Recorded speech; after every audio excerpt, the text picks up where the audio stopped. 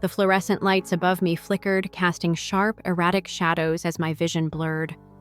I gripped the podium tighter, trying to steady myself, the cold, metallic edge digging into my palms. 40 pairs of eyes stared back at me from the conference room, their expressions morphing into vague, overlapping shapes. Something was wrong. Terribly wrong. As you can see from the Q3 projections, I stammered, my voice thin and shaky, the words echoing back at me in a disorienting loop. The PowerPoint slides on the screen behind me seemed to melt together, the charts and figures warping into a kaleidoscope of meaningless colors. My heart wasn't just racing. It felt like it was trying to escape my chest entirely. I took a deep, shuddering breath, desperately trying to ground myself. I'm Emily Davis, and I'm dying. I realized the cold, blunt truth slamming into my consciousness like a sledgehammer. In the middle of the most important presentation of my career, my body had betrayed me. "Miss Davis, are you all right?" Someone called from the back row. I opened my mouth to respond, but the air seemed to thicken, trapping the words in my throat. The room tilted sideways, the fluorescent panels above spinning into a dizzying spiral. My fingers slipped from the podium, and the cold, polished floor rose up to meet me. I vaguely registered the chaotic burst of voices around me, overlapping in a frantic chorus.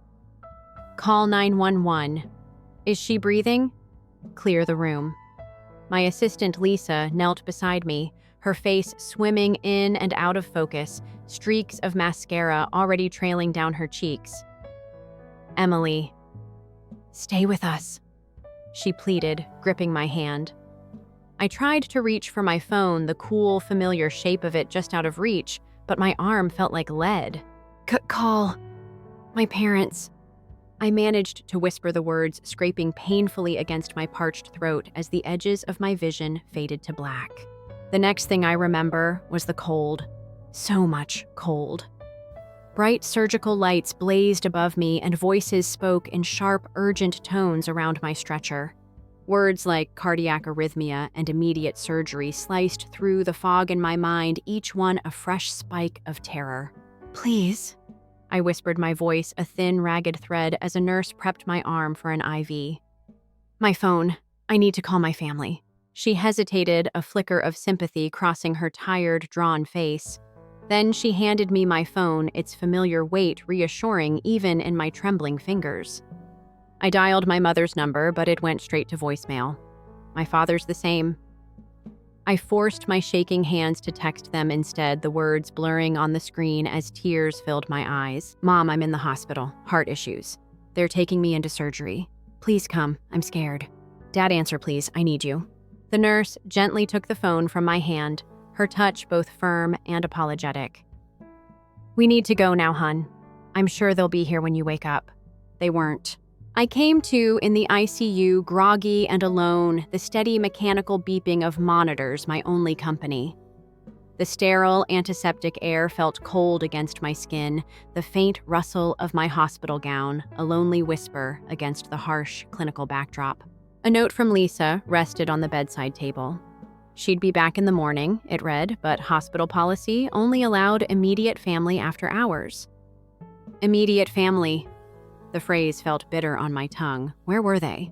Around 3 a.m., a night nurse appeared to check my vitals, her kind eyes the only warmth in the sterile room. She adjusted my IV, glancing at the blinking monitors. "Your mother left a voicemail earlier," she said, reaching for my phone. "Would you like to hear it?"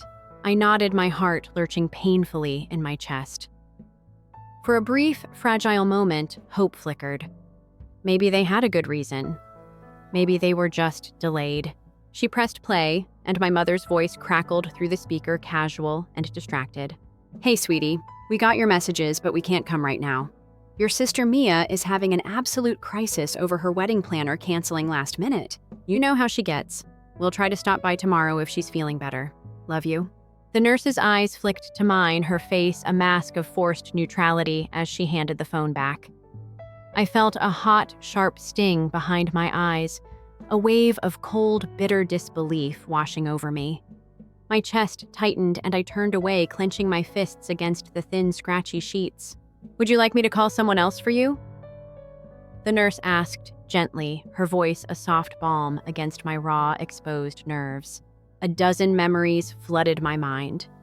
Birthday parties, missed graduations, overshadowed promotions, ignored all for Mia. Always Mia. My parents had perfected the art of prioritizing their golden child, their perfect daughter, while I lingered in the periphery, a convenient afterthought. No, I whispered, my voice a tight, strangled thread. No, thank you. As the nurse left, I stared up at the ceiling, my heart monitor beeping in steady, hollow echoes. I had nearly died alone, and my family had chosen wedding crises over me. For the first time, the coldness in my chest felt more like resolve than fear. I had a lot to think about, and for once, I wouldn't let guilt or obligation cloud my judgment. I was done being their backup plan. Waking up in the sterile chill of the ICU, I felt an unsettling calm. Machines hummed around me, their steady beeps and blinking lights a stark reminder of my own fragility. The morning sunlight cut through the blinds in harsh, sterile streaks, casting long shadows across the tiled floor.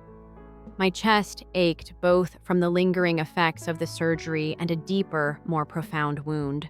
Lisa showed up a little after 9 a.m., a fresh cup of coffee in hand and her eyes still puffy from the night before.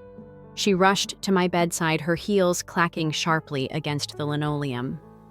"Emily," she breathed, relief flooding her face. "You scared the hell out of me."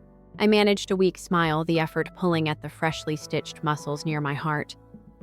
"Sorry about that," I rasped, my throat still raw. "Guess I had a dramatic exit." She gave a choked laugh, setting the coffee down on my side table before squeezing my hand. "You're not allowed to do that again, okay? At least not without a warning." I appreciated her attempt at levity, but my mind was already drifting back to my mother's voicemail, the casual dismissal of my brush with death. My parents' voices, always so warm when directed at Mia, echoed in my head like a taunt. "You should rest," Lisa said, tucking the thin hospital blanket more securely around my shoulders. "But when you're up for it, we need to talk about the merger. It's a mess without you. Of course. The company. The presentation. The very thing I had nearly died trying to secure." I nodded, forcing myself to focus. I still had a job, a company, a reputation to salvage, even if my family had already written me off. As Lisa left to take a call in the hallway, I stared at my phone, my mother's voicemail still open on the screen. Mia's wedding planner crisis had taken precedence over my near-death experience. A bitter laugh caught in my throat. I had always been the backup plan, the convenient afterthought. The daughter they never quite knew what to do with, overshadowed by their golden child. A nurse entered to check my vitals, her movements swift but gentle. She glanced at the stack of untouched cards and flowers on the nearby table. Most were from colleagues, a few from distant friends, none from my parents. "Family coming to visit today?" she asked, her tone carefully neutral. I shook my head, staring at the wall. "Doubt it." She hesitated, her pen hovering over the clipboard. "If you need anything, just press the call button." I nodded, waiting for the door to click shut before allowing the tears to spill over. My parents had always had a way of making me feel small, but this was something else. This was a revelation, a cold, sharp break in whatever fragile bond we had left. As the hours crawled by, I busied myself with my phone, answering emails, checking in with my assistant, and reviewing the notes for the presentation I had never finished. I needed something to distract me from the gnawing emptiness that had settled in my chest. Around noon, my phone buzzed again. A message from Mia. "Mia. Hey, just heard you're in the hospital. Mom said it was just a little scare. Hope you're okay. BTW, can you review the seating chart for my wedding? Need your approval by tonight. X." I stared at the screen, my thumb hovering over the keyboard. For a moment, I considered ignoring it, letting the message sit unanswered like so many of my own desperate texts. But old habits die hard. I started typing, my pulse ticking in my ears. Thanks for the concern, Mia. It wasn't a little scare." My heart stopped. I had emergency surgery, but yeah, I'll get to the seating chart as soon as I can. I hit send, my hands shaking. Within seconds, the little dots appeared, Mia typing back. "Mia, OMG, I had no idea. Mom just said you fainted or something." But anyway, the planner is riding my ass about final head counts, so if you could just look it over when you're up to it, that'd be awesome. Love you. Love you. The words felt hollow, a pre-packaged sentiment delivered without a second thought. I dropped my phone onto the bed, the device bouncing lightly against the thin bleached sheets. I leaned back, the beeping of my heart monitor picking up slightly as the wave of anger crested. How had I let things get this bad? How had I spent years bending over backward, rearranging my life around their demands, their priorities, their crises, all while they dismissed mine without a second thought? I had been a convenience, a steady, reliable shadow to Mia's spotlight. And now, with my own heart quite literally on the line, I realized just how deeply I had been taken for granted. The thought clung to me like smoke, filling my lungs with a choking, bitter weight. When I closed my eyes that night, the steady pulse of the heart monitor felt more like a countdown. Not just to my physical recovery, but to something else, something sharper, clearer. A reckoning. Discharge day arrived faster than I expected. I signed the paperwork with a trembling hand, the pen slipping slightly as my pulse quickened. The nurse smiled, her eyes crinkling above her mask. "Take it easy for a while, Ms. Davis. No stress, no heavy lifting, and definitely no work until you're fully cleared." I forced a thin, polite smile, knowing full well I'd be breaking that last rule within hours. Stress was my natural state, and ignoring work for too long would only make things worse. As the orderly wheeled me out to the curb, the cold October air bit into my exposed skin, the wind cutting through the thin hospital gown I still wore beneath my hastily thrown-on sweater. Lisa was waiting her SUV idling at the curb, heat blasting from the open windows. "Need a ride?" she called, leaning over to push open the passenger door. Desperately, I managed my chest tightening at the effort. She hopped out, helping me into the seat, her movements efficient but careful, like handling a fragile piece of glass. As she pulled away from the hospital, the city blurred past gray and uninviting, a concrete jungle that felt strangely foreign after days under sterile fluorescent lights. I leaned my head against the cool glass, trying to focus on my breathing, each inhale a painful reminder of my near brush with death. "You look better," Lisa said, casting a quick, worried glance my way. "Still pale, but better." "Thanks," I muttered, rubbing at the IV bruise on my arm. "Just trying to keep the drama to a minimum." She snorted. "Trust me, you've had your fill of drama for the year." As we approached my apartment building, the familiar brick facade felt more like a fortress than a home, its shadow stretching long and sharp against the cracked pavement. Lisa helped me inside her arm, a steady anchor, as I wobbled slightly in the elevator. When the doors slid open on my floor, she hesitated, glancing down the hallway. "Want me to come in? Make sure you don't pass out in the doorway?"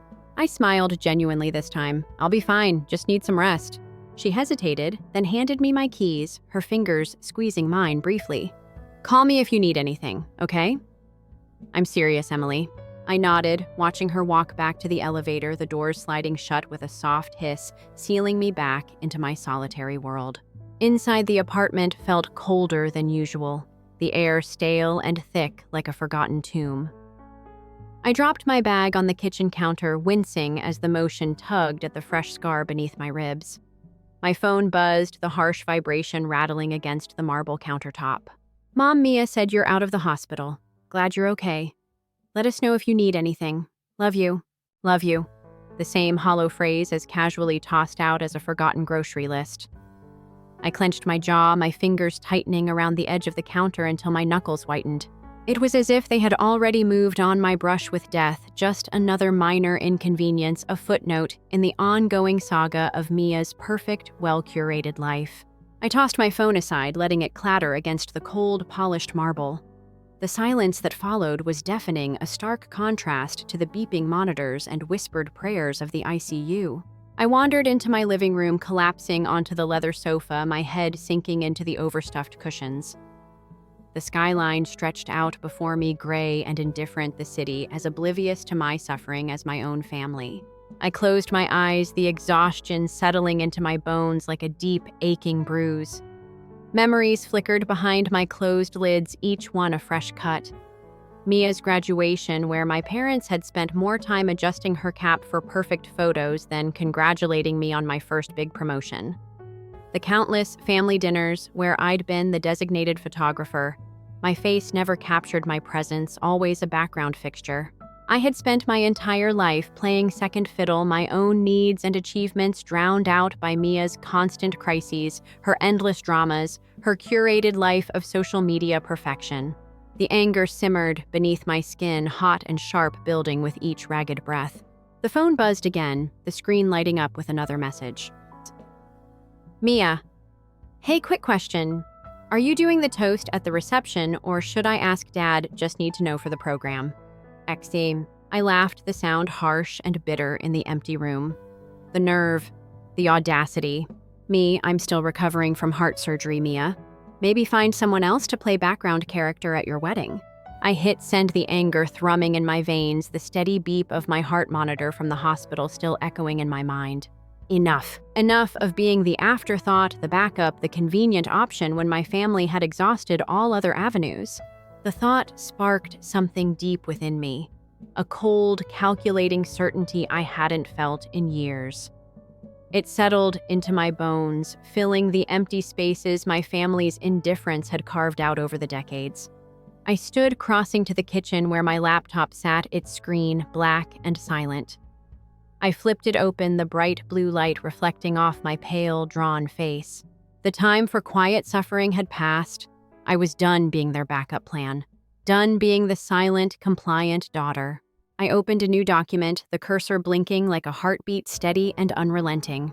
I took a deep breath, my fingers hovering over the keyboard, the weight of years of unspoken resentment finally finding an outlet.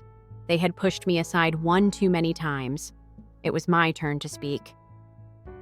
The first few days back in my apartment felt surreal.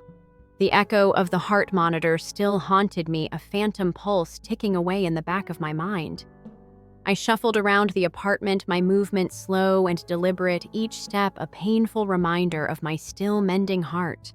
Every time I reached for my phone, a flicker of hope sparked only to be quickly extinguished by the absence of missed calls or concerned messages. My parents had gone back to their lives as if my near-death experience had been nothing more than a minor inconvenience, a brief interruption in the meticulously curated script of Mia's wedding saga. I tried to distract myself, but the anger simmered just beneath the surface, a slow burn that threatened to consume me if left unchecked. It was the kind of anger that felt sharp and cold, like a fresh wound exposed to winter air. I had spent years burying it, shoving my own needs and feelings aside to make room for their endless demands. But now, lying in my too quiet apartment, the memories clawed their way to the surface. The constant sacrifices, the countless compromises, the quiet heartbreak of being a supporting character in my own life story. It all came back to me in a painful rush. Mia's college graduation, where my parents had spent more time adjusting her cap for perfect photos than acknowledging my own professional milestone that same week. The countless birthdays overshadowed by her crises, the holidays spent listening to my parents gush about her latest promotion or romantic escapade, while my own achievements went unnoticed. I had been the dependable one. The steady, uncomplaining daughter, always there to pick up the pieces when Mia's life inevitably spun out of control. I thought about the hospital, the cold antiseptic air, the distant rhythmic beeping of the machines, the way my mother's voicemail had cut through the haze of pain and fear, her words a cold, careless dismissal. Mia's wedding planner canceled last minute. You know how she gets. I had nearly died, and they couldn't even be bothered to show up. A sudden fierce clarity settled over me, cutting through the lingering fog of pain and exhaustion. I wasn't just angry, I was done. I opened my laptop, the screen casting a harsh blue glow over my pale, drawn features. My reflection stared back at me, gaunt, and haunted my eyes sharper than I remembered, my jaw set in a hard, unforgiving line. I clicked open my email, my fingers moving with newfound purpose, the anger sharpening my focus, clearing the fog from my mind. I typed quickly, the words flowing from me like a long, suppressed scream. Subject: family dynamics and moving forward. Mom, Dad, I'm writing this because I need you to understand something, though I doubt you will. I nearly died last week. My heart stopped, and I came dangerously close to never waking up again. And yet you chose Mia's wedding crisis over your own daughter's life. I don't expect an apology. I've learned not to. I know where I stand in this family, and I have for a long time. I've spent decades being your backup plan, the reliable one, the daughter you call when Mia's latest disaster needs fixing. But I'm done. I'm done being the afterthought, the convenient fallback. I'm done sacrificing my own happiness for the sake of your twisted family dynamics. From this point forward, I will be making my own choices. I will be prioritizing my own needs. I will no longer bend over backward to accommodate your endless one-sided demands. This isn't a request, it's a declaration. Take care, Emily. I hit send, my pulse ticking in my ears, the familiar painful throb in my chest flaring briefly before settling into a steady, determined rhythm. I leaned back, my head hitting the cool leather of my office chair, my heart monitor still echoing in my mind.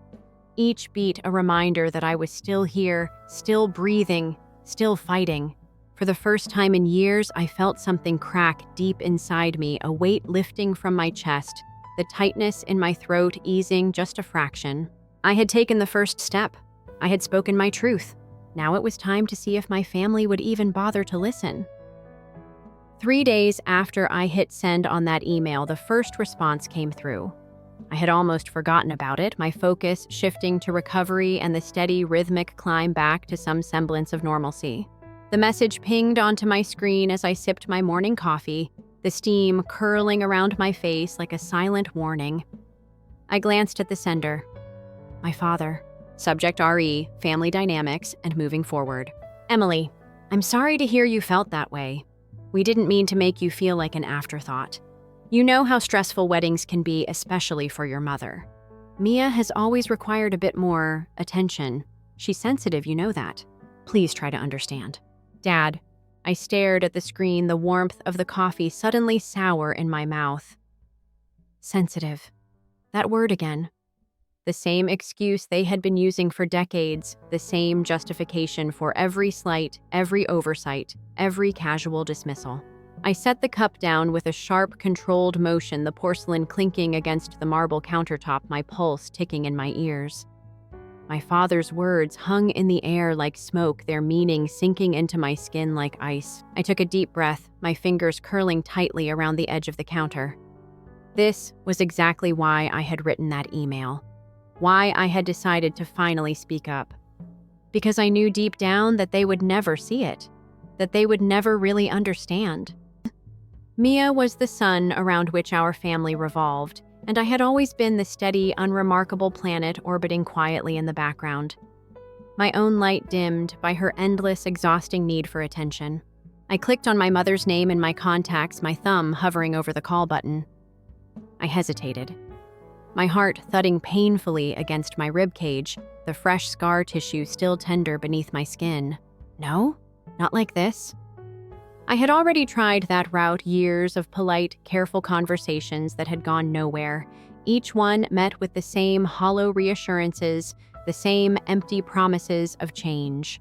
I set my phone aside, pushing the rising anger back down, forcing my breathing to slow, my pulse to steady. I had to be smart about this, calculated. I couldn't afford to let my emotions derail me now, not when I had finally found my voice. A few hours later, another email came through, this one from my mother. Subject: family dynamics and moving forward. Emily, your father showed me your message. I'm sorry if you felt neglected. That was never our intention. We love you very much. You're our daughter, and nothing will ever change that. I hope you're recovering well. Mia's bachelorette party is this weekend, and I know she'd love to have you there, even if just for a little while. It might be good for you to get out, be around family.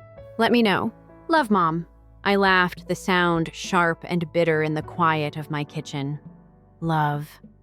There it was, again, that word they tossed around so freely, as if it covered every wound, as if it erased decades of quiet neglect and overlooked milestones. I set my phone down, the screen still glowing with my mother's carefully worded message, each line carefully crafted to avoid any real accountability, any true acknowledgement of the hurt they had caused. I crossed to the window, staring out at the city skyline, the sun dipping behind the buildings in a wash of muted orange and gray. I felt the anger bubbling up again, sharp and cold, curling around my heart like barbed wire. This was why I had written that email. This was why I had finally spoken up. Because I knew deep down that they would never truly see me, never truly hear me as long as Mia's voice drowned out my own. My phone buzzed again, the screen lighting up with another message. This time it was from Mia. Mia, hey, just a heads up. Mom said you might come to the bachelorette party. If you do, can you bring those wine glasses I left at your place last summer? They'd be perfect for the toast. Thanks, Kex. I closed my eyes, my fingers tightening into fists, the old familiar resentment flaring hot and sharp behind my ribs. Of course. Even now, with everything I had gone through, everything I had tried to say, they still saw me as nothing more than a convenient resource, a reliable backup plan. I straightened, the cold, sharp clarity settling over me again, my pulse steadying my breathing evening out. No more. I crossed back to my laptop, my fingers moving swiftly over the keys, the words spilling out of me without hesitation, each keystroke a small, satisfying act of defiance. Subject RE, bachelorette party. Mom Mia. Thank you for the invitation, but I won't be attending the bachelorette party. I need to prioritize my recovery right now, both physically and emotionally. I hope you both have a wonderful time. Emily. I hit send, my chest tightening briefly, the fresh scar tissue beneath my ribs flaring with a dull, familiar ache. I leaned back in my chair, my hands still trembling slightly, the adrenaline coursing through my veins, my pulse echoing in my ears. This was just the beginning. The bachelorette party came and went without another word from my family. I watched the photos flood my social media feeds, each carefully curated snapshot, a reminder of just how little my absence mattered.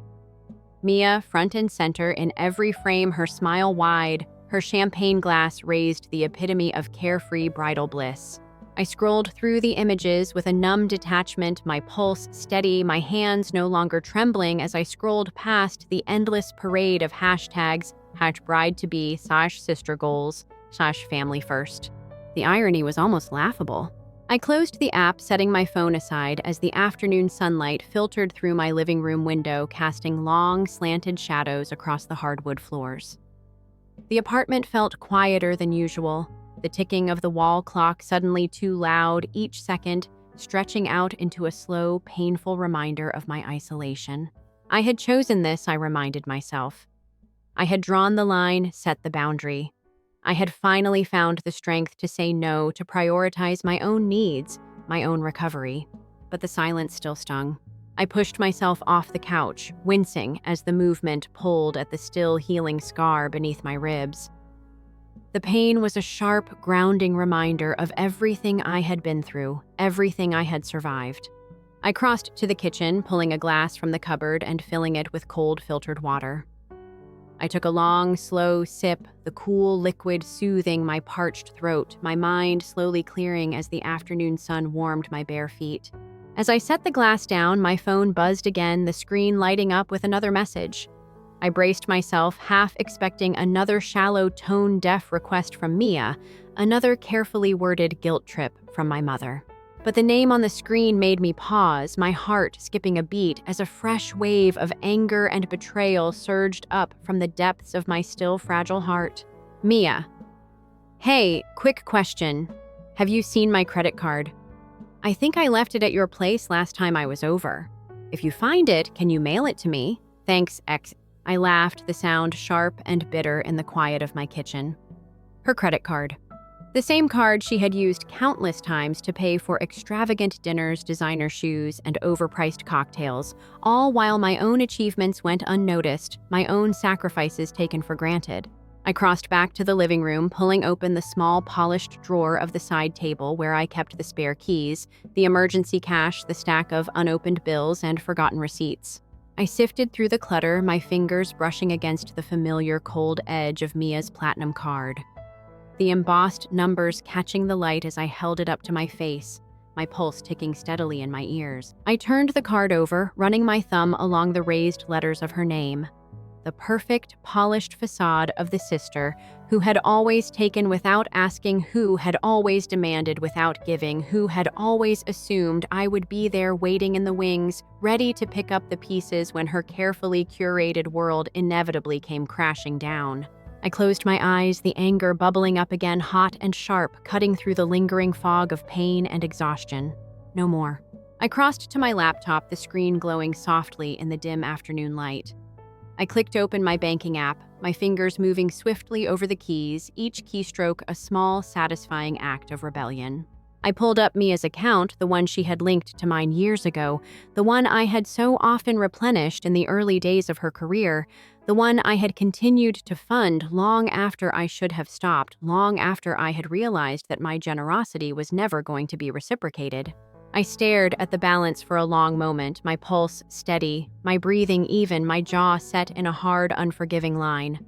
Then, with a sharp, decisive click, I closed the account, the balance dropping to 0, the link severed with a single, satisfying stroke of the keyboard. I leaned back in my chair, the screen reflecting my pale, drawn face, my eyes sharper than I remembered, my jaw set in a hard, unyielding line. I reached for my phone, my fingers still trembling slightly as I typed out a quick final message. "Me found your card. I'll mail it back when I get around to it. In the meantime, you might want to check your account. I think you'll find things have changed." I hit send, my pulse steady, my heart monitor still echoing in my mind, each beat a reminder that I was still here, still breathing, still fighting.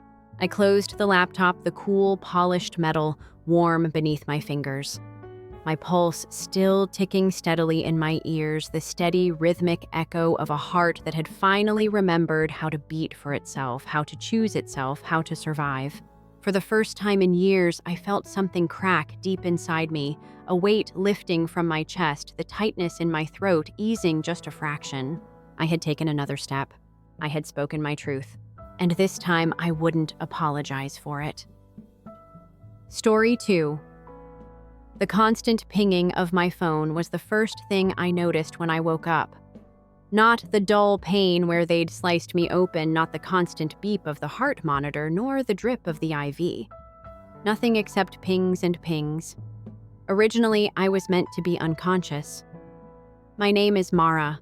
After my emergency appendectomy, the doctors had predicted that I would be asleep for at least 4 more hours due to anesthetic.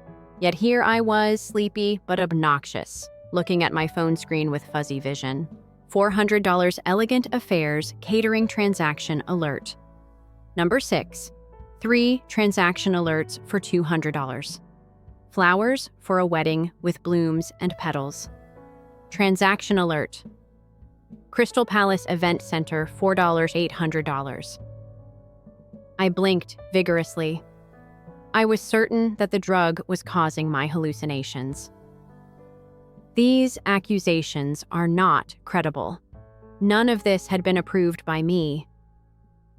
My mother Rosalind's well-combed head protruded from the door of my hospital room as it creaked open. When she spotted me waking, her face lighted up with rehearsed worry. "You shouldn't be up yet, my dear." She hurried over to my bed. She was followed by my sister Desiree, who had a bridal magazine in her arm. With my throat as parched as sandpaper, I croaked, "Mom." My accounts. There are thousands of dollars being charged. As she flipped through her magazine, Desiree chirped, "Don't worry about any of that right now. Everything is in our hands." "What are you handling?" I whimpered at the searing ache in my stomach as I attempted to sit up. "The planning for the wedding, of course." My mother uses her finely manicured fingers to brush my hair back. "With you lying down and all your father and I figured this would make things simpler. We have been utilizing your emergency fund to make all of the preparations. You always expressed your want to assist with Desiree's special day." The room began to swirl. Not from the analgesics either. "My emergency savings. That's all I have saved, though." "Maura, don't be so dramatic." Desiree gave an eye roll. "You don't really need it at this moment. Besides, that was okay, according to Daddy." "All right." I picked up my phone once again and looked through the notifications. "What gave you access to my accounts in the first place?" "Oh, when you were in pre-op, your father handled all the paperwork." My mom gave me a dismissive wave. "You are aware of his proficiency in financial affairs. Show your sister the pictures of the venue now, Desiree." As she babbled about marble fountains and glittering chandeliers, my sister shoved her phone in my face. However, I was only able to concentrate on the new alert that appeared on my screen. Transaction alert. Celestial Bridal Boutique, $12,000. I'm wearing that dress, Desiree let out a squeal. Mara, wait till you see it. It's flawless. I rested my head on the pillow again. Despite the haze of the drug, my mind was racing. They had waited until I was practically asleep before taking my life savings, which I had worked hard to accumulate over the years, missed vacations, and lived in a small studio apartment while Desiree continued to live in our parents' guest house for free. You are pallid, my dear. Mom scowled. Let's let you relax, perhaps. Desiree, hurry up. In any case, we must meet with the cake designer. Do you feel better, sis? As they walked away, Desiree yelled, Also, don't stress over being a bridesmaid. Since you'll likely still be healing, we found someone else. Behind them, the door snapped shut and my phone's constant ping was the only sound I could hear. One concept solidified with perfect clarity as additional charges came rolling in through the fog of agony and medicine. They believed they had escaped punishment. They thought I would be too docile to notice or resist, too weak to groggy. They were mistaken. I opened my banking app and began collecting screenshots with nervous fingers. I then pressed the red button on my voice recorder. My mother's voice drifted through the door just in time. Do not be concerned. She refuses to speak. She never does. It ached when I placed my thumb against the phone's screen. They were unaware of what they had just started. They believed they were organizing a nuptial ceremony. Rather, they were plotting their own destruction. My phone rang once more. One more charge. One more piece of proof. In spite of the anguish, I grinned. It's not always necessary to fight back right away to get the finest retribution. Allowing others to believe they have won is sometimes the cause. Until the very minute you remove the rug from beneath their feet. And I suspected that the ideal setting for that would be my sister's ideal wedding day. I was sitting cross-legged on my couch 3 weeks into my recuperation, surrounded by screenshots and copies of bank statements. The spreadsheet, which tracked each fraudulent charge and now totaled over $85,000, lit up my laptop. I jumped when I heard a knock on my door. It's accessible. Carmen. My closest buddy came in with 2 coffee cups and a worried look on her face. How do you feel? Don't say fine either, as we both know that's nonsense. The wounds are mending nicely on a physical and emotional level. I pointed to the sheet of paper. All around me is chaos. Between nuclear fury and complete apathy, I'm in the middle. Carmen picked up a statement and put down the coffee. God damn. Mara. A chocolate fountain cost $5,000. It's nothing. Take a look at the text message my mom sent me yesterday. I reached for my phone and listened to the voicemail. We need you to send the videographer an additional $10,000, sweetie. The one we selected is really lovely. And for her particular day, Desiree deserves nothing but the finest. You get it? Do you not? Carmen's expression grew serious. Tell me you didn't transfer it, please. Obviously not. But take a look at what transpired. I showed her my banking app an hour later. In any case, the transfer had been completed. What the devil? It seems that while my anesthetic, my mother inserted herself as a co-signer. My voice broke. I just received the documentation from the bank. My signature is that. However, I never signed it. I was unconscious, really. Carmen took a firm seat on the sofa. Mara, that is outright fraud. The cops must be called. Not quite yet. I opened a picture on my phone. Do you recall? It was from the time I graduated from college. Desiree wailed heavily in the background as I stood in my gown and hat. She lost her temper because my graduation was interfering with her preparations for spring break. I clarified. In order to make up for spoiling her trip, my parents then forced me to give her half of my graduation funds. Carmen whispered, Jesus. Additionally, the time you were forced to forego your job interview in order to transport Desiree to her dancing recital, which she had really canceled only days earlier. To check whether I'll give up everything for her. I sipped my coffee. This theft during the wedding, it's just their biggest hit. It buzzed on my phone. My mom texted me again. We are scheduled to meet with the wedding coordinator tomorrow at 2 o'clock, darling. You ought to attend. Prove to everyone that you are well enough to assist your sister. Read over my shoulder, Carmen. Will you say something? I typed rapidly. Still rather frail. Directions from the doctor. However, I have faith in you all to manage things. Good.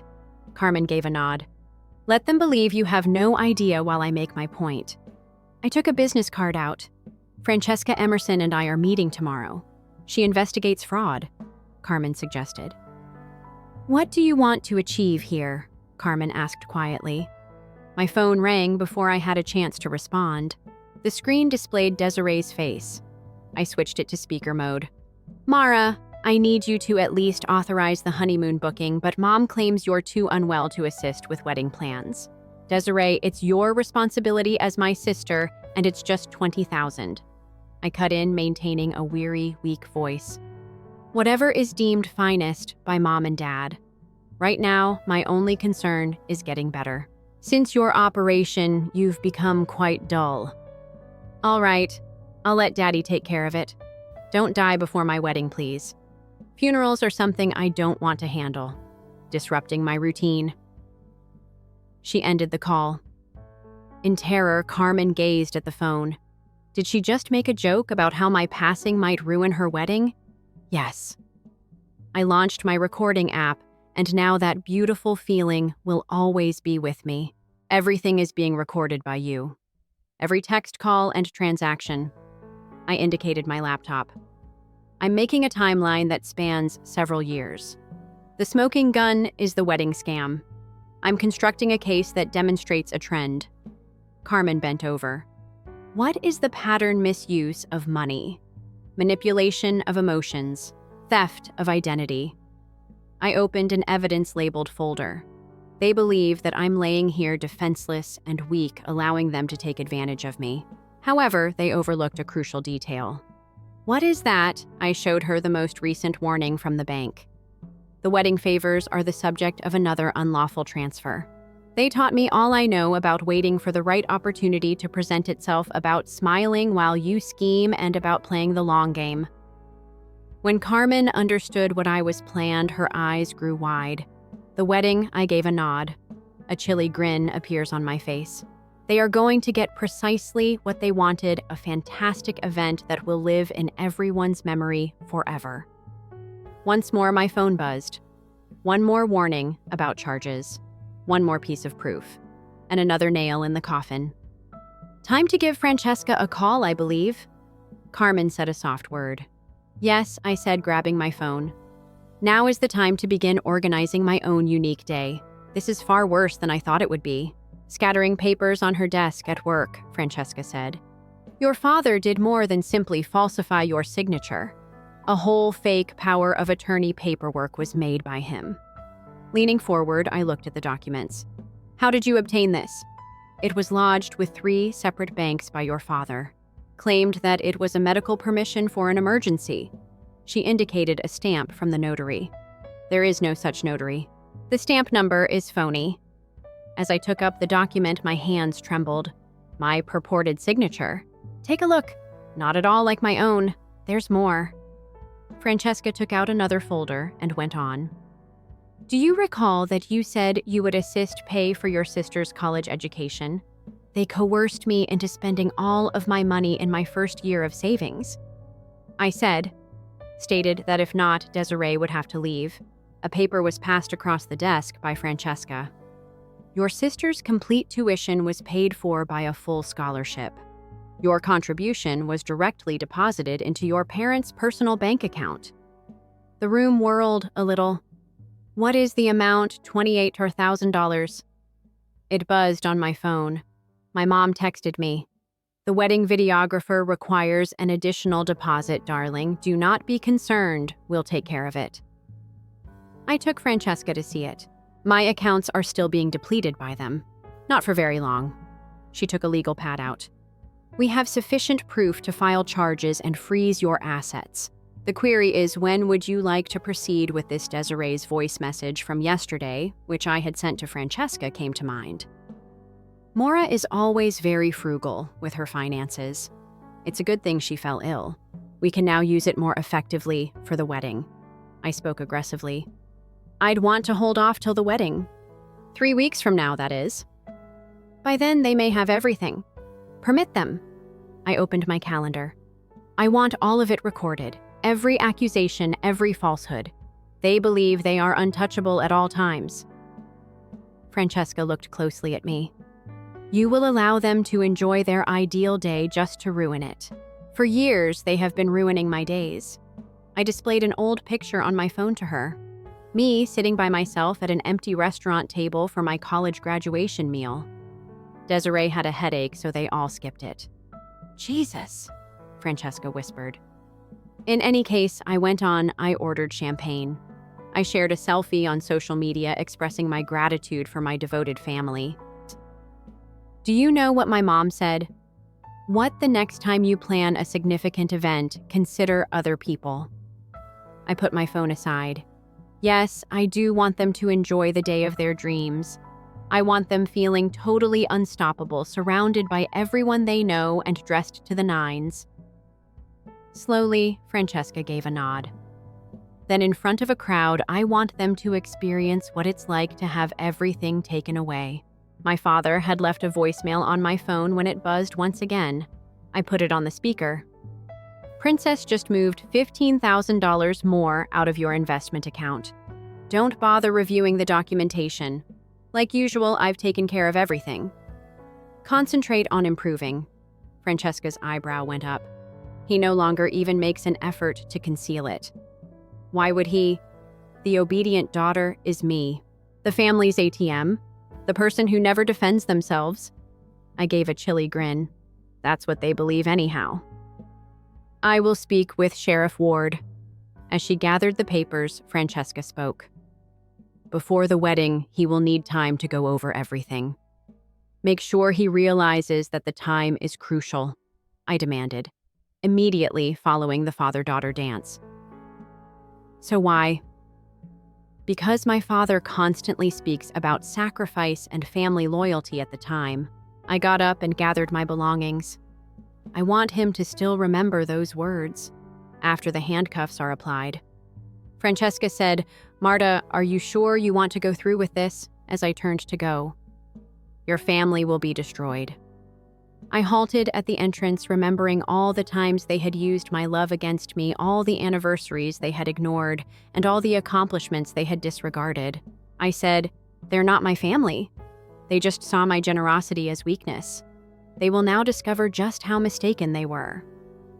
Desiree texted me one last time as I was making my way to my car. I can't wait for you to witness the splendor of my wedding. Thank you very much for your kind donation. I responded back after taking a screenshot and adding it to my evidence folder. It will undoubtedly be remembered. 2 weeks before the wedding, I wasn't lying to them for once. Outside the Crystal Palace Event Center, I watched from my car as my mother and sister oversaw a horde of workers erecting ornate flower arches. I had used my stolen funds to purchase every rose crystal and immaculate white chair. Carmen's call rang on my phone. Do you really want to stroll around the venue today? I must see all of my responses. Seeing Desiree dramatically raise her hands in front of a worker. I must be aware of the layout in case Sheriff Ward shows up. In relation to whom? I just walked out of his office. He's on board after reviewing all the information. Claims to have never witnessed such a blatant instance of money theft. I grinned glumly. Have you provided him with the timeline? Indeed. He and Francesca will arrive at around 8:45 p.m., just following the start of the father-daughter dance. Through the glass doors of the venue, I saw my mother directing employees and indicating locations where my money would be used to purchase champagne fountains and ice sculptures. Well, I told Carmen I'm going in. Good luck to me. Recall. Have fun this week. Act appreciative. Act how they would expect you to. In order to maintain the impression that I was still healing, I purposefully moved more slowly than normal as I got out of my car. Desiree was the first to notice me. God, you really did come. Her high-end shoes clicked on the sidewalk as she hurried over. Look who's finally chosen to come, Mom. My mother's face twisted into a position of trained worry. Should you get out of bed, darling? You seem very pale. I wanted to see everything, I said quietly, a little tremulous in my voice, because I made a significant contribution. As she led me inside, my mother said, "And we're so grateful. Take a look at these focal points, 4,800 apiece. According to your father, you would be delighted to assist Desiree in realizing her aspirations." I mentally added one of the crystal vases to my list of evidence as I touched it. Everything seems stunning. Hold on till you see this. Desiree took hold of my arm and dragged me over to the opulent ballroom. The premium package was our upgrade, just 30,000 more.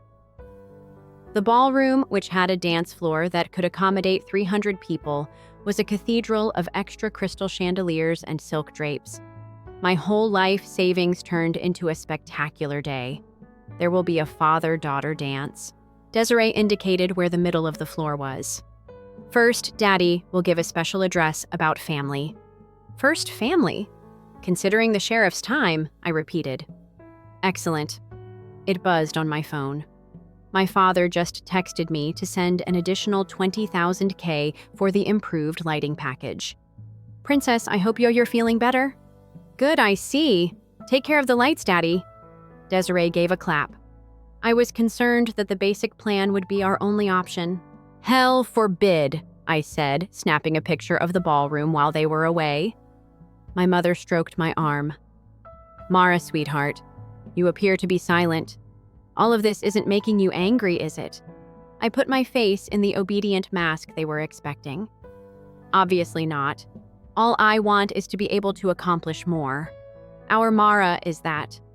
Desiree chuckled. The trustworthy one always. My phone buzzed once more this time, alerting me to a voice memo. In my pocket, I had unintentionally left my recorder running. I excused myself to play it back in the restroom. I'm amazed at how simple this was. What a softy Ma is. Do you recall the moment in college when she truly believed that scholarship story Desiree's disdain was evident in her voice? My mother said, well, she's always been the simple one. I'm glad she got the operation at that time. Her savings were doing nothing except sitting there. She's useful for something at least. Desiree laughed. Unfortunately, she was unable to pay for her own wedding. In any case, no one would marry her. I sent Francesca the tape, and when I got back, I sprayed my face with cold water. Regarding Dove releases, my mother and the wedding coordinator were at odds. You're there. I was waved over by Desiree. We're considering including a fireworks show. Just 15,000 more. Do you not mind? Correct, I gave a feeble smile. Anything that adds specialness to your day. You are the world's greatest sister. She gave me a cheek kiss. Even if you are unable to serve as a bridesmaid, you're at least making a contribution. My phone gave me one last buzz. Sheriff Ward's confirmation. Everything is ready for the wedding day. By 8:30 p.m., officers will be on duty. Is everything all right? Observing my look, my mother inquired. Everything's perfect, I said, observing them as they planned and pretended without realizing what was about to happen. Everyone is going to get precisely what they deserve at this wedding. I was telling them the whole truth for once. I slid into a silver dress that cost precisely $179 on the morning of the wedding. My stolen money was used to pay for the lone outfit in the venue. I was 3 hours early. I parked my car behind the venue so that it wouldn't be obstructed by the catering vans. Everything is prepared. Carmen sent an SMS. Sheriff Ward just gave his confirmation. Are you certain about this? Before I could reply, I heard voices I recognized coming closer. As Charlie, Desiree's fiancé, and his best man passed by, I hid behind a pillar. Charlie was stating, I just don't understand where all this money came from. Her folks weren't very wealthy, according to Dad. Man, don't question it. Enjoy your ideal wedding, please. I didn't go until the best man had gone. Charlie, hello. He leaped over Mara. I was unaware of your early arrival. We must speak. I took out my phone and launched the banking app. Before you marry into my family, I felt you should see something. As I scanned through the transactions, his face became white. What is this any expense related to your wedding? The honeymoon, the location, and the flowers. While I was undergoing emergency surgery, I showed him the fake paperwork that had been taken from my accounts. That isn't feasible. His voice trembled, though. Desiree said that her parents were taking care of everything, and they did so by using my life savings and forging my signature. I played him the voice memo about my mother's laughter over the time of my operation and my own confusion. Charlie took a seat firmly in a chair close by. 2 days ago, $90,000 was transferred out of my investment account for the Bali honeymoon property. Christ Jesus. He combed his hair with his hands. I didn't know. Desiree said. Desiree speaks in great detail. I presented him the paperwork for the college scholarship. For years, she has been lying about money. All of them have. How will you respond? I could hear heels clicking closer. You'll see, in due time. Just keep in mind that after your first dance, you might want to avoid the dance floor. Desiree came around the corner in her bridal gown, and I slipped away. I spent $12,000 on the masterpiece using my emergency cash. Charlie. She let out a cry. I'm not visible to you before to the ceremony. It's unlucky. For the following 2 hours, I walked about the arena and took notes on everything. The ice sculpture was more expensive than my rent each month. An automobile may have been purchased with the money from the champagne tower. My operation was more expensive than the string quartet. Deductible. The visitors started to arrive about 6 p.m. I remained in the background observing my mother as the courteous hostess. When people congratulate my father on his generosity, he accepts. At 7 o'clock, the ceremony began. I sat in the back and used my phone to film everything. On her father's arm, Desiree glided down the aisle, grinning at the onlookers and relishing her idyllic moment. This woman is given the efficient by whom, asked her mom. And I do. My dad gave a pleased response. With money that has been stolen. I checked the clock and muttered to myself. It was less than 2 hours until Sheriff Ward showed up. I didn't pay attention to the toasts or the family pictures during the reception. My mother continued to give me anxious looks, presumably fearing that I might cause a commotion. My father didn't even see me since he was too busy boasting about the fine whiskey selection. Are you all right? Carmen showed up at my elbow. Sheriff Ward sent a text message just now. They're parked at the rear. I'm all right. Charlie and Desiree's first dance was something I witnessed. Simply waiting. Mara. The music was interrupted by my mother's words. Get out of hiding in the corner. Try to appear pleased for your sister at the very least. I gave a blank grin, simply exhausted. Mom, surgery, get well. Do you recall, okay, wake awake. Wake, it's almost time for your father's big speech. The DJ made the announcement just in time. The father and daughter are now dancing. Taking Desiree's hand, my father walked her to the middle of the dance floor. They started to sway, and the first notes of butterfly kisses filled the air. It buzzed on my phone. Sheriff Ward, in position, sent a text. When you're ready, it's ready. As my father prepared to deliver his speech on sacrifice, loyalty, and family, I took one more glance around the ballroom at my mother wiping her eyes with a $1,000 handkerchief at Desiree's and enjoying the attention she had purchased with my life savings. Carmen muttered now. I observed my dad lift his glass of champagne and tap it with his fork to get attention. Totally oblivious to the fact that his idyllic moment was about to end, I watched him glow at the audience. Now, I said, sending the text that I had written hours before. Enter the ballroom. The doors opened. With Francesca and 2 cops in uniform at his sides, Sheriff Ward took over. My family needed to see what true sacrifice looked like. Sheriff Ward's voice pierced the ballroom, and the music screamed to a stop. Roslyn and Reginald leave the dance floor. Halfway to his lips, my father's champagne glass froze. What does this signify? Francesca took a step forward and displayed her badge. Unit that investigates financial offenses. We have proof of widespread identity theft and fraud. Phones emerged to film my mother's flawlessly poised face cracking as the audience started to grumble. She stumbled, "There must be some mistake.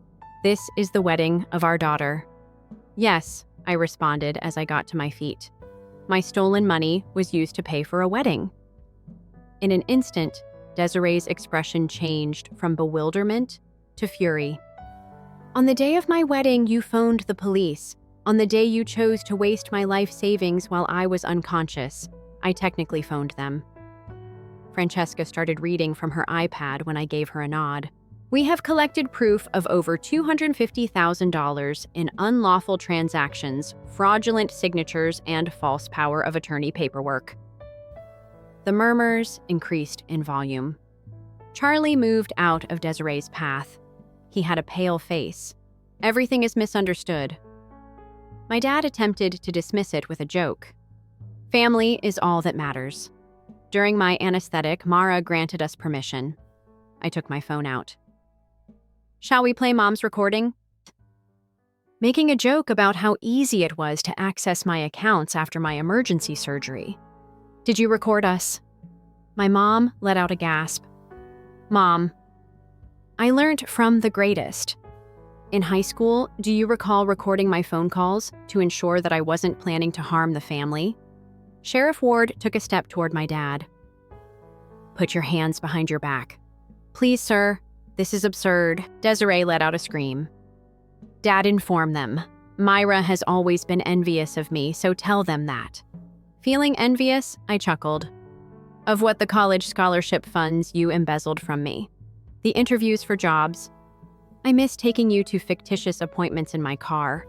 Or even the emergency money you depleted during my life-saving operation."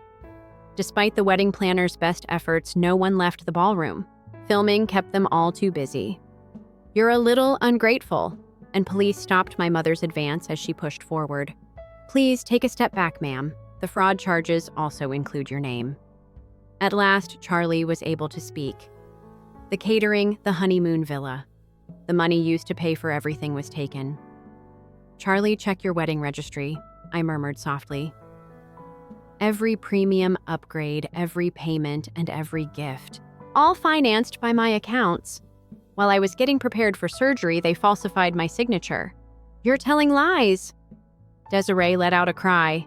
"Tell her she's lying, Mom." But our mother was too preoccupied to observe as our father was handcuffed by Sheriff Ward. "Reginald, forgery, identity theft, and financial fraud have led to your arrest. The right to silence is yours." Desiree moaned. "This isn't happening. My ideal day is today." "Excellent." I made my way over to the middle of the dance floor. "Let's discuss perfection. Imagine waking up after surgery to discover that you have been robbed of your sight by your whole family. Let's discuss their amusement at the possibility that I could pass away prior to the wedding." The audience let out a gasp. A glass of champagne was dropped. "You're overstating things." My mom made an effort. However, I was already using the DJ speakers to play the recording. "Don't die before my wedding, please. I don't want my schedule to be disrupted by a funeral." The ballroom resonated with Desiree's own voice. Charlie stepped back again. "I believe." Slowly, he said, "The wedding is now over." Desiree's white dress billowed as she lunged at me. "Everything was damaged by you. Everything is constantly ruined by you." Before she got get to me, Sheriff Ward apprehended her. "Don't complicate this with assault charges, miss." My mother broke out in dramatic tears as soon as they escorted my father away. "How could you harm your family in this way, family?" I surveyed the ruined event and the startled guests. The proof that I had saved my life turned into this hideous scene. "You are no longer my family. When you first saw me, I was just a pulsed ATM." "Now what?" quietly Charlie inquired. Right now, I saw Francesca start recording the contents of the venue as proof. They now understand that sometimes the best form of retaliation is to let others ruin themselves while you just keep the receipts, and that karma doesn't care about timing. With mascara streaming down her cheeks, Desiree collapsed into the dance floor. "My wedding, my ideal wedding." I said, "Don't worry, sis," and walked to the door. It will undoubtedly be a day that everyone will never forget. exactly how you desired. I could hear phones clicking, visitors muttering, and my mother crying behind me. But I felt nothing but tranquility for the first time in years. The lessons you didn't realize you were teaching might occasionally be the most costly. My phone was inundated with notifications the morning after the wedding. Naturally, the entire collapse was put online by the cheap photographer I paid. The videos were becoming widely shared. Did you notice this? Carmen sent a link to a news story by text message. Arrests follow the wedding. The family is said to have spent the daughter's surgery money. My mother's number appeared on my screen when I was reading the comments. I replied against my better judgment. "You dare," she gave a hiss. "Are you aware of your actions? Your dad was locked up for the night. In actuality, he was incarcerated overnight for felony fraud." I spoke steadily. How is Desiree managing her notoriety on social media? She is inconsolable. Her life has been destroyed by the video. It's funny that you care more about a viral video than the fact that you took all of my money. "Your family is us," she said. "We did everything for our family." "No," I answered softly. "Desiree was the reason behind all you did. If you ever wanted a fast fix, you could just take money out of me." "That is untrue. We are in love." "Don't," I interrupted her. "You have no right to claim to love me.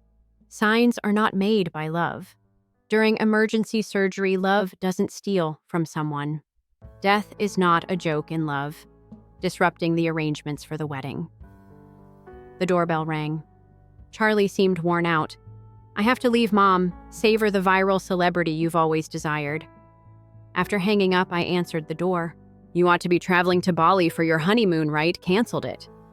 He displayed an envelope made of manila. In Desiree's wedding planning folder, I discovered these. I believed that you could require them for your situation. More falsified paperwork, bank statements, and even handwritten notes explaining how they would access my accounts were found within. Months were spent planning this. "Before your appendix ever exploded," Charlie remarked, "all they were waiting for was a chance." Another news alert rang across my phone. A wedding video becomes viral. The bride's brother speaks up. "Did your brother speak to the media?" Charlie gave a somber nod, said that years before they had done the same thing to him, emptied his college savings in preparation for Desiree's 16th birthday. They did, of course. I let out a sigh. "Were you aware of any of it?" "No." He took a big seat on my couch. Desiree said her parents were rich, but I knew they covered everything. Referred to it as their wedding present to us, a present. This morning, I put a final stop to everything. He showed me Desiree's series of frantic messages on his phone. She continues to believe she'd done nothing wrong. Continue to stress that family looks out for family. They do have a lot of that line. I collected the papers he had brought. Francesca's case will benefit from these. "Thank you. Don't give me credit. I ought to have seen the warning flags." He got up to go. "In light of its value, I apologize. You were worthy of better?" I gave Francesca a call after he departed. "Perfect timing," she remarked. "Your dad is asking for a bargain. Claims that if we drop the allegations, he would present evidence against your mother and sister." I chuckled sourly, continuing to put his family last in order to protect himself. "There are certain things that never change. The DA has no interest in this. The evidence against each of them is too strong." She hesitated. "Something else is involved?" "The intended recipient was your brother-in-law." He produced other documents. Charlie had just arrived. "Brought copies for me to see." "No, Charlie. 3 years ago, your sister's first fiancé was engaged. Claims that they treated him in the same way. Spent all of his savings on the wedding deposit and then canceled when the funds were exhausted." My hands began to shake. What many of people were still looking for victims. Your folks. The system has been in operation for years. Various goals, various variants. But the pattern is always the same. Once more, my phone buzzed. "Desiree is calling." I turned it down. Now, what Francesca was asked. We now present an even more compelling argument. In fact, the viral video was beneficial. there are more victims coming forward. She let out a sigh. It's becoming serious for your father. Your mom as well. If Desiree cooperates, her punishment may be reduced. I reflected on all the years of coercion and meticulous preparation to maintain my obedience, the manner in which they used my love as a weapon. I responded softly, "You know what the worst part is? In their minds, they will never comprehend what they did incorrectly. Their ideal day was spoiled by me, and I remain the culprit. Letting someone suffer the repercussions of their own conduct can sometimes be the finest form of retaliation." Francesca answered, and a text message from Carmen appeared on my phone. "Is your victim impact statement ready to be written?" I examined the mounting body of evidence on the years of financial and emotional abuse that were ultimately made public, as well as the viral film that was still making the rounds online. I did type back yes. Now let me tell you my tale. Everything. Because sometimes the most effective weapon is the truth. The sentencing hearing was held in a full courthouse. In his expensive suit, my father sat rigidly. My mother used a silk handkerchief to wipe at her dramatic tears. And from behind her lawyer, Desiree gave me a fierce look. The judge said the victim had written a statement before we started. I rose up and unfolded the document that I had revised several times. I did, however, take a close look at my relatives. I put it out of my mind. They weren't worthy of prepared speech. I've been told my entire life that family requires sacrifice. I started to believe that asking for anything in return is selfish, and that love is about giving until you're empty. My mother opened her mouth to say something, but her attorney cut her off. I had that belief for a long time. I convinced myself that's what family does every time you depleted my finances, disregarded my accomplishments, and used my affection as a weapon. I looked straight at them. But what do you know? When their daughter is undergoing emergency surgery, real family does not falsify their signatures. Death interfering with wedding arrangements is not a joke in real families. Someone's entire life money isn't taken for a party by real relatives. Desiree exploded. It was more than a celebration. The court cautioned that it was my special day order. You're correct. Desiree, it was more than a celebration. That was the day you all finally revealed your true selves to me. I pointed to the folders of evidence, and 12 more victims come forward because of your flawless wedding. You ruined the lives of 12 more people while saying it was all for family. My dad refused to look at me. Suddenly, my mother's sobbing had stopped. I went on to say that the prosecutor is requesting maximum punishment. To be honest, though, jail isn't the harshest punishment you'll ever experience. Living as yourselves is your penalty. People are so hollow on the inside that you confuse thievery for family and possession for love. Devotion. The judge gave me a nod so I could go on. I have lost my anger. I'm not even injured. I just finished. I'm done acting like your abuse was affection. You've finished bearing the burden of your expectations. Completed. Being the ATM that you referred to as your daughter, I looked across to the judge. The money is theirs to keep.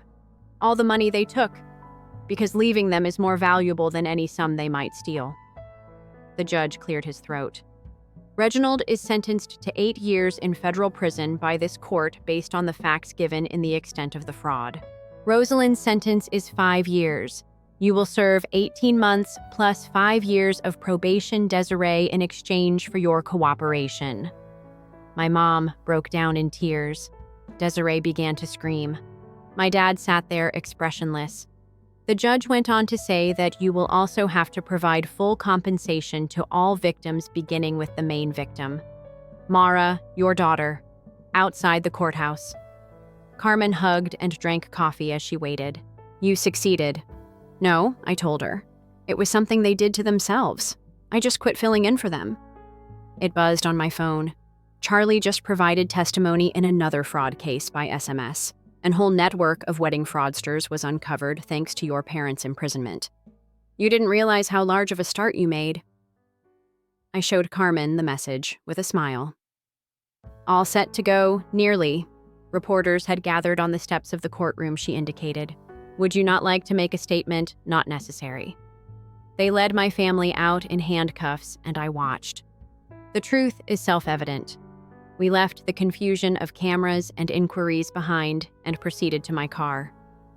Messages from family who said they never knew and always sensed something was wrong continued ringing through my phone. I removed them all. To what location? As we drew away from the shore, Carmen questioned. I decided I needed to take a breath. Until we arrived at the sea, we drove in pleasant solitude. Footprints on the sand are gradually erased by the crashing waves. What's humorous do you... Kicking off my shoes, I said. I learned to remain silent from them throughout my life, to obey, to make a sacrifice. They were genuinely teaching me strength, but they were unaware of it. In what way due to the fact that they survived? Learning to stand up. They will never have the strength to do it. I made my way to the water. In reality, they were exposing me to the person I didn't want to be, even if they believed they were tearing me down. Carmen grinned. Now what? With my phone still vibrating with alerts, I took it out and switched it off. I'm starting again now. Create something tangible. Replace the family I was born into with the one I chose. The sun was going down. Somewhere behind us, the ocean is painted in pink and gold hues. My biological family was dealing with the fallout from their deeds, but I was at last totally free here with my chosen family at my side and the sand between my toes. A perfect family isn't always necessary for the happiest ends. All they need is the ideal opportunity to leave.